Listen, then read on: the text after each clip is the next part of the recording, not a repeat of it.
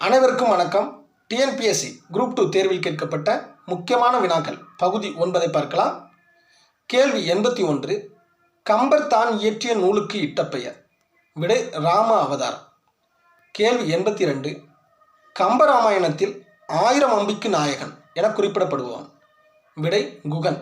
அதாவது அம்பி என்றால் படகு என்பது பொருள். கேள்வி 83. மையோ மரகதமோ மறிகடலோ மலைமுகிலோ ஐயோ இவன் என்பதோர் அழிவிலா அழகுடையவன் என்று கூறியவர்.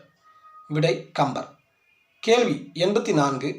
பொதுமறையான திருக்குறளில் இல்லாதது இல்லை என்று திருக்குறளின் பெருமையை எடுத்து கூறியவர். விடை பாரதிதாசன். கேள்வி 85. ஆசியாவிலேயே மிகப்பெரிய நூலகம் என்னும் பெருமைக்குரிய நூலகம். விடை தஞ்சை சரஸ்வதி மகால் நூலகம். கேள்வி 86.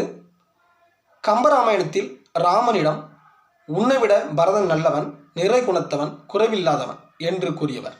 விடை கோசலை. கேள்வி 87.